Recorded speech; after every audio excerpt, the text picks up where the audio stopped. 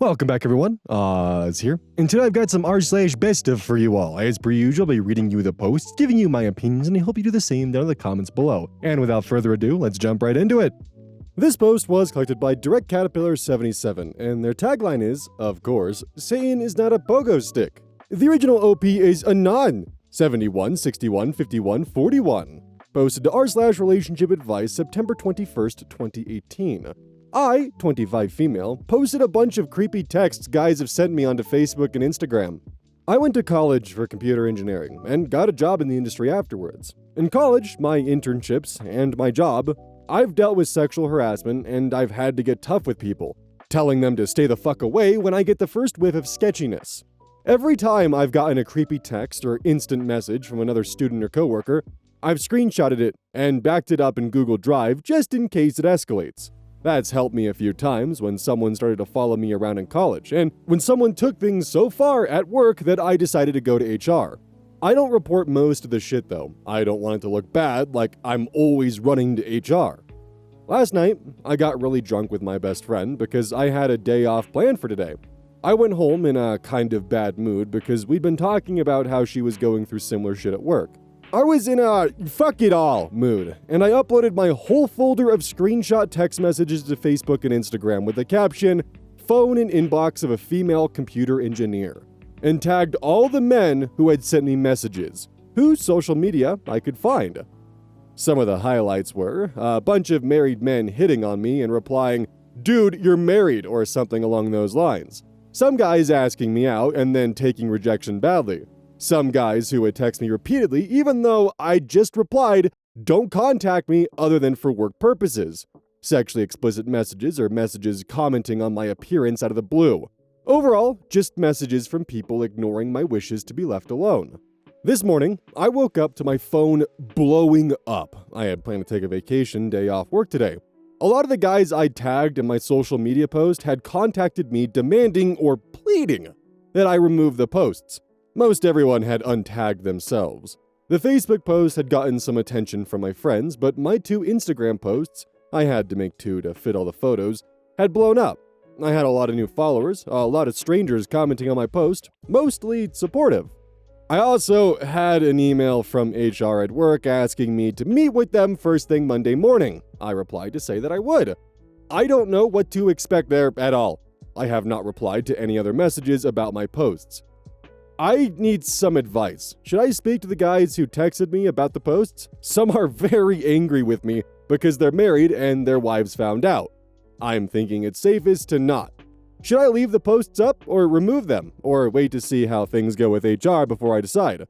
Should I be worried for my safety? I feel a little nervous, but I don't know if I'm overreacting.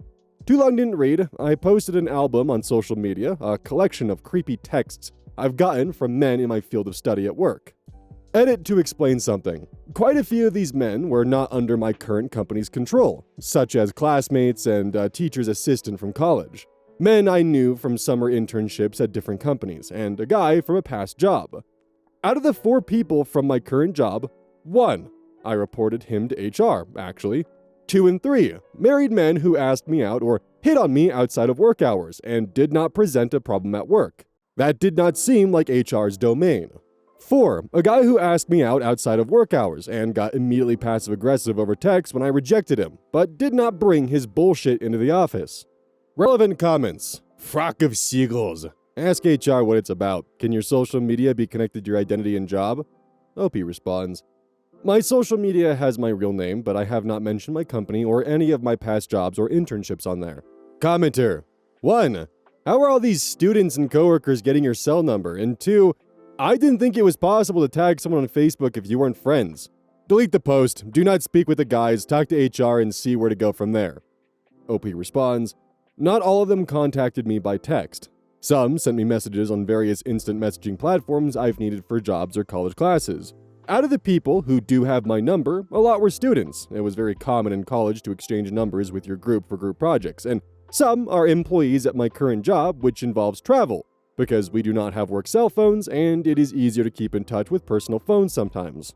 You're right about Facebook. I added some people, mostly students and other interns, not current coworkers, before I knew them well, and when they turned out to be creepy, I kept them on Facebook to keep an eye on them, like to know that they're out of town and staying that way, for example. Update, September 24th, 2018, 3 days later.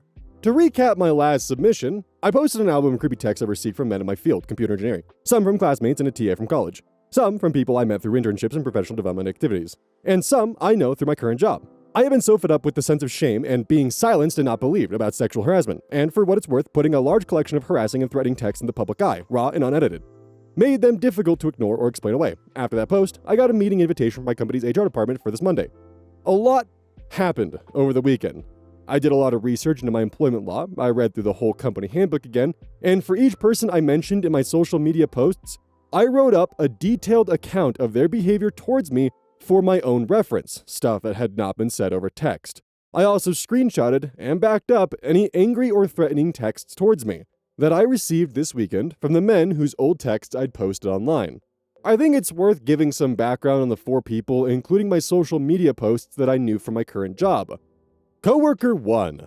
A few months ago, I had reported him to HR for sexual harassment in the past, and he was moved off of my team to another position in the company where he would not have any contact with me. He had signed a paper saying that he must not contact me for any reason, whether that is work-related or not. I didn't sign anything during this process. The messages from him that I posted on Facebook were old texts from him to my personal phone, making a comment about how I looked nice at work and how I must have been dressing up for him. I'd replied that I was not. He asked me who I was dressing up for at work, if not him, because then he'd know who to be jealous of. I said myself, and told him to stop texting me on my personal phone. A few days later, he sent me a message telling me my new hair color was hot, and asking me to drinks.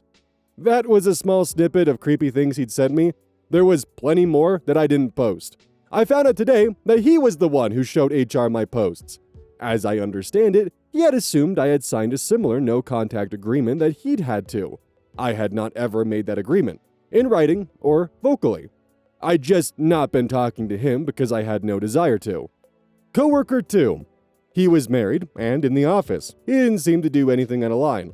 He had my number since I would be traveling for work and wanted my team members to be able to contact me.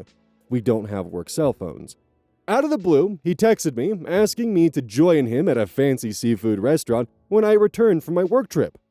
It sounded like a date. I texted back, you're married. And he said some shit about how nobody would have to know, and how I seemed like a girl who could keep a secret. I told him to fuck off. He was fired a week later for unrelated reasons, so while I'd been thinking about going to HR, I never did. I haven't heard from him since, even after my social media post. Coworker 3. He was also married. One time, I was at work happy hour, and I left pretty early. He texted me on my work instant messaging platform, which I have on my phone, asking me to go party with him. I asked, "Is your wife coming?" And didn't get a response. I didn't think it was bad enough to report to HR as sexual harassment because something usually has to be done repeatedly to qualify as harassment, unless it is something egregious. That was in the company handbook, in less concise words. That text exchange was included in my post. After my post, he sent me a slew of threatening texts. Apparently, his wife had seen the post and I had ruined his family. He said that I was about to get what was coming for me real soon, and to watch out, which sounded like a threat. Also called me a couple homophobic slurs. I'm openly bisexual. Coworker 4. He had just broken off an engagement. I didn't hear that from him, just through the rumor mill. He had contacted me, asking me if I wanted to go out, and I said that he wasn't really my type to date. He said that he wasn't looking for anything serious, just casual sex. I didn't reply for a few hours, and then he sent me a second text saying, "Well then go ahead and be a bitch and leave me on red." Since it happened outside of work and was not any kind of repeated harassment, I also didn't think that it would be reasonable to bring it to HR unless I saw a pattern of similar behavior. He didn't contact me again, even after my post. As for people from past jobs, internships, or classes, my college contacted me about my old TA who had tried to hook up with me repeatedly, and stopped helping me with the course when it was clear he wasn't getting anywhere. They asked me if I'd give a statement. Apparently, he was still doing that shit, and someone else had reported him, and they saw from my post that I'd likely have something to report too.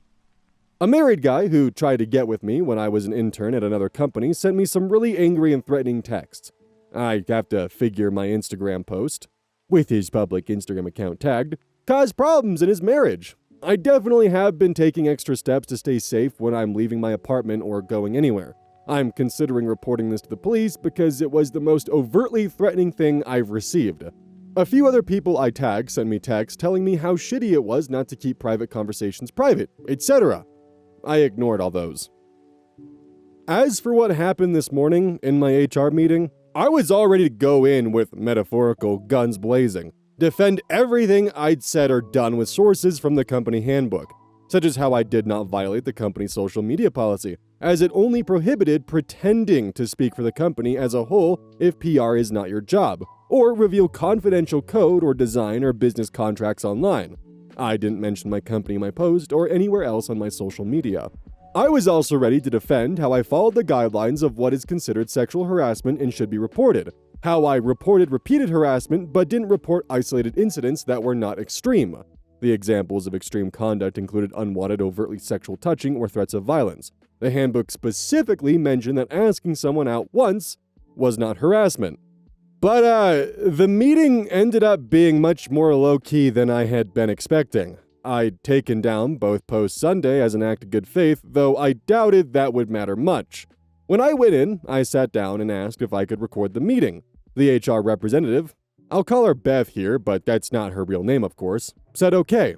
She wanted to talk about each of the specific people I'd posted screenshots from, who work at the company. Those made up less than a third of my screenshots, FYI.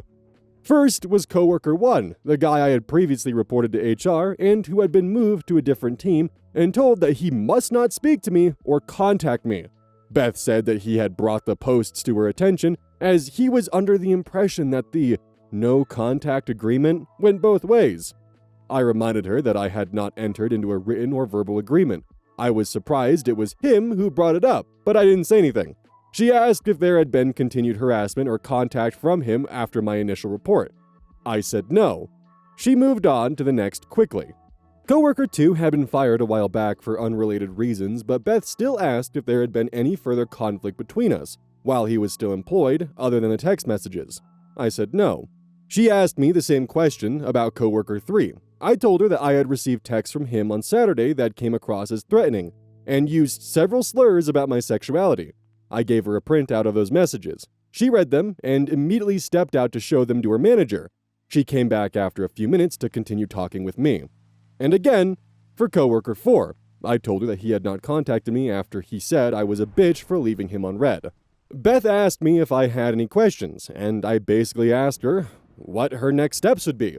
She said that she would have asked me to remove the post so that things could be handled with discretion. However, I had already removed both prior to the meeting.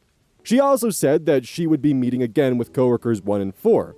She also said that due to coworkers 3 threatening comments, he had been escorted out of the building while we had been speaking.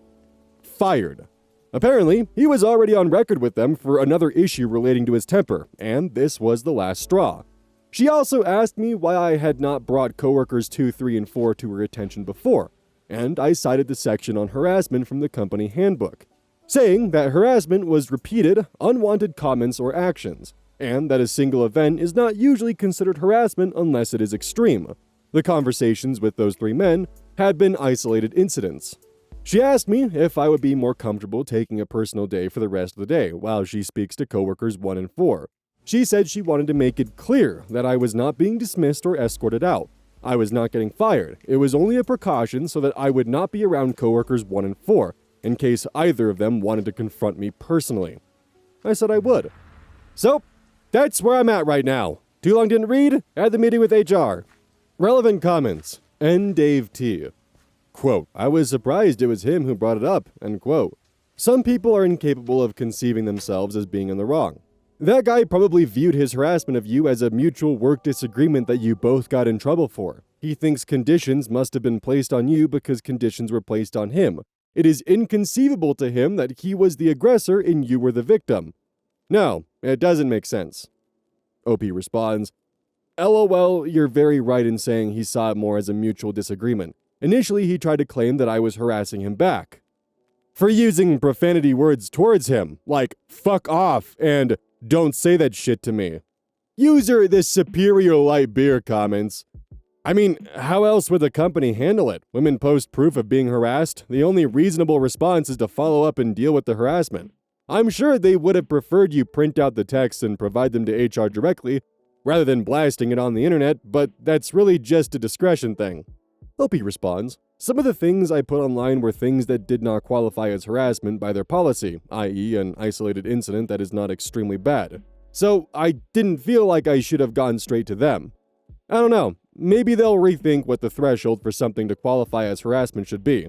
The superior light beer responds, I'd err on the side of reporting stuff and letting them put it on the record. What if you're not the only one to come forward with a one-time example of unwanted attention?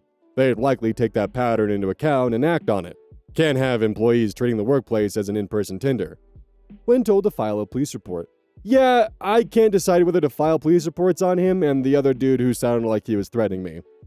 In a situation like this, I would hope that OP did end up going to the police. This was posted almost 7 years ago, well, more than 7 years ago. So there's not really a way that I can try to, convince OP to do so. But seriously, if you ever are in a position where, you end up outing someone's creepy as fuck behavior towards you and they suddenly get threatening, accusing you of ruining their family over their own behavior, then yeah, they have cause, they have motivation, and if they're being aggressive towards you, that is definitely enough to go to the police with that, and at least get a report on record, and potentially, if things continue to escalate, having the police report to then get a restraining order. Also, big jealous of OP getting into computer engineering. That was the direction that I was potentially going to go with my degree, but YouTube took off. I was either going to go into cybersecurity, computer engineering, electrical engineering, or just regular old computer science. And my fallback was either history or education, but that's a whole other story. The reason why I'm bringing this up is because when I was going through my first couple years of college before I did end up dropping out to do YouTube, I know, shining example of humanity over here. But I bring this up because I've seen this behavior from my peers, both receiving it and giving it. I felt horrendous once because there was a girl in my philosophy class who was also an engineering major who was dealing with harassment because it was a class of 6 and it was 5 guys and 1 girl. And she felt so unsafe that she started taking the stairs in a 6-story building to avoid not having to essentially be trapped in an elevator with a guy that was creeping on her. And one of my proud moments, because I'm such an awkward son of a bitch who stays in my lane, was she gave me her phone number so that way I could keep in touch with her about giving her notes on the class while she was out of town. And that is exactly all I did. She trusted me with her number. All I did was send her notes. Fellas, it is not that hard. But later on in the semester, we actually did end up meeting up in the student union building to study for the final together. So that was also kind of cool. Her girlfriend was also super fun as well, which I had no idea about, but apparently she had told some of the guys in our philosophy class that she was dating someone, and they just ignored that and continued to pursue her, which made me feel really gross. And I felt gross because I didn't see any of it because, again, I'm an awkward son of a bitch who stays in my own lane and didn't pick up on what was going on around me. I was far more focused on the fact that the professor was obviously trying to steal people's Netflix passwords. But that is a story for another time. I may have actually already told that story. I don't know. I'm a certified yapper, and y'all signed up for this. This post was collected by Direct Caterpillar 77, and their tagline is, of course, Satan is not a pogo stick. And real quick, for those of you who don't know the context of this, it comes from this here, which was once upon a time covered on the main channel. There's something endlessly hilarious to me about the phrase hotly debated in an academic context. Like, I just picture a bunch of nerds at podiums and one's like, of course there was a Paleolithic bear cult in North Eurasia. And another one just looks at him in the eye and says, I'll kill you in real life, Kevin. Quote, the Milton scholars screamed and argued about how the serpent was supposed to move before it crawled on its belly. Dr. Matthews enraged that Dr. Goldstein could believe the serpent bounced around on the coiled end of its tail, flipped over the conference table. Satan is not a fucking pogo stick, he howled. And that is where that originates from. I have teased you all for probably over 100+ episodes of Best Of, and there it is. Anyways, back to Best Of. The original OP is boyfriend throwaway137 posted to r/legal advice August 31st, 2018. My boyfriend, 28 male, has been collecting my, 24 female, rent for a free house. I've been living with my boyfriend for a year. I'm a graduate student, so I have a very minimal income, and I'm very upset about this, but my boyfriend says he was trying to do something nice. My boyfriend and I moved in together to a house that he found. He arranged all the landlord stuff and told me to send $1,000 a month to the landlord's bank account. This is a very normal rent for our area, but I could have probably spent less if I'd lived in an apartment. I have been doing so for the last year, only to find out yesterday from his mom that his parents actually own the house and they aren't charging us rent. Upon hearing this, I asked my boyfriend about the $13K that he has had me send to some account. And he told me that he was doing it for me as a gift to give back later so I could see how much I've saved. I'm livid.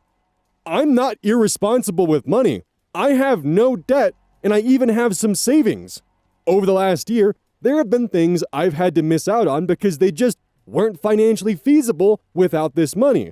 There have been some times when I couldn't get my tires replaced, or I couldn't get a new blazer to replace my threadbare one, so my boyfriend got to swoop in and save the day. It always made me feel so bad that he could live just fine on his salary. Not that much higher than mine, but I couldn't live well on mine.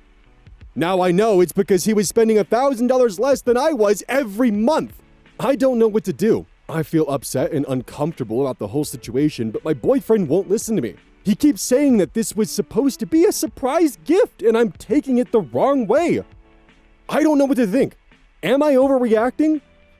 Too long didn't read, boyfriend has been collecting rent for a free house and putting it into an account to give me later, even though I've been struggling to keep up with the rent payments. Edit to clarify that his parents didn't seem to know anything about this and were under the impression that neither of us was paying rent. Arc13 comments, "You aren't overreacting. He broke your trust and doesn't really respect you if it's true. I'd ask for the money back now. How do you know he even still really has it? This would be relationship ending in my book. He's treating you like a child, not a partner." OP responds, "I asked for it yesterday and he got very angry. He said that if he gives it back while I'm mad at him, I'll leave him and that I owe him anyway for the times he supported me financially. I know I should pay him back some of it, but I certainly don't owe him $13K, more like $1K. You also only owe him that amount because he was charging you rent when you didn't need to be charged rent. He put you into a fuck situation and now gets to play savior and is also now holding the money over your head as a ransom for you to stay in the relationship. Dude's fucked." User Ginger Lorax comments, "Isn't the Lorax already ginger?" Oh no, honey, there are so many issues here. First of all, what the fuck are you doing just trusting your boyfriend to handle your entire living situation?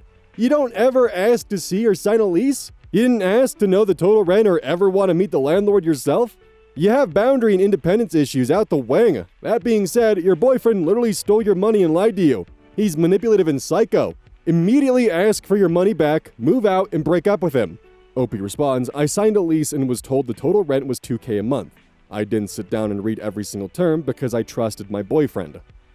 I think Buddy just committed a form of fraud there. Update. Can I sue my boyfriend for fake rent that he took from me? Pennsylvania, August 31st, 2018. I was sent here by r/relationships and put a more detailed post over there. My boyfriend and I moved into a house together a year ago. My boyfriend told me to deposit $1,000 a month for rent into account for our landlord. Turns out his parents own the house and they haven't been charging either of us rent. Turns out he's been saving this money to give to me as a gift later. I've seen a bank statement. He will not give me the money right now because he says I'll take it and leave him. During the last year, my boyfriend has helped me out of a couple times financially, and he says he can just keep all the money, although he's probably spent about $1K on me, not the full $13K. I know I probably fucked up by sending the money directly into the account. Is there a way to legally get that money back? Relevant comments. Marzi D. Did you sign a lease of any sort? If not, your boyfriend was charging you $1,000 per month in rent. Doesn't matter if he was not being charged rent himself. Shouldn't this post say ex-boyfriend? OP responds, The lease doesn't say anything about rent. I look back at it, and it basically says that we won't trash the house or move other people in. His parents didn't know about any of this, as far as I know. It's their house, not my soon-to-be ex-boyfriend's. Aristoteles says, "So, there was a lease, and you have it in writing, and it says the apartment is being rented to both of you, rent-free, and you and your boyfriend both signed it." OP responds, "The lease just says nothing about paying rent. His mom is the owner of the house, and I have a message from her that says she wasn't being paid rent and that neither of us was being charged." User Alzabastu comments, "He extorted you. Get the fuck out. His reasoning is a lie to obfuscate what he actually did." Final update, September 15th, 2018, 2 weeks later. I figured this merited an update. I told my ex-boyfriend I was moving out with or without the money, and he told me that if I left him, he could keep the gift for himself. I told him whatever and called his mother and told her I was leaving. She asked why, and I told her the whole story. She asked me to give her a few minutes, and then she would get back to me. I heard her call my ex in the other room and could hear her yelling at him through the phone. She called me back and told me to take pictures of the rooms. I sent them to her, and she gave me the all clear over text. She also sent me an apology for my ex's behavior. I left and thought that was that. A few days later, I got a check in the mail for $15,000 from my ex's mom. Not exactly justice, because the original money was indeed probably gone, but I walked away feeling pretty good about the whole thing. The mom 100% probably realized that that $13K would become a massive fraud case and could potentially be a federal offense and land him in prison for a long time. And she's probably just trying to clean this up and sweep it under the rug, but also, the photos are damning. I feel like the mom wanted to ensure that her son couldn't trash the house and then try to blame it on OP or something along those lines. Considering what could have potentially happened, I feel like OP's ex-boyfriend did get off pretty easy with just getting chewed out by his mother, and who knows what's coming next. God, it would be so tasty if the irony was that the mom was forcing him to now pay rent on the house in order to pay back the $15K, essentially putting him in the exact position that he put his girlfriend in. There was also one additional question I had, and I was under the impression that OP had stated that the lease agreement said that rent was $2K a month, but upon further investigation, OP said that signed a lease and was told that the total rent was $2K a month. I didn't sit down and read every single term because I trusted my boyfriend. So basically, there was never in writing that it was $2K a month, and that was a question that I had because I was wondering if maybe OP was omitting details or not. But nope, just semantics. She was told it was $2K, and it wasn't in writing. I also personally am in the boat that he had no intention of paying her back and was planning on just pocketing the money and just leaving it be as that. And the whole gift perception pretty much came as a backup plan when the truth came out. And additionally, the reason why he couldn't pay it back is because he probably already spent it, and then, relied on essentially blackmailing his now ex-girlfriend with the fact that if you leave, I'm not gonna pay you back, and this is just gonna be gift money now. The fact that Buddy pulled that terminology out means that he had already thought about this, because that is a legal tax definition of receiving finances as a gift. But good on the mom for at least trying to make things right in the way that she best knew how to. Hey, welcome to the outro. Don't forget this whole thing is basically brought to you by GamerSupps. If you like caffeine, then I can't recommend GamerSupps enough. Use code Oz at checkout to support the channel. And I do actually use this product. It's replaced all other sources of caffeine for me because I feel good. It doesn't have any of that extra stuff that a pre-workout blend might have. It's with a couple of the extra things to make it so you don't crash as hard. It's good. I like it. Personally, if you really want a good flavor, try the Soda Pressing Pear or even the Dragon Fruit Punch. Those two are my personal favorites right now.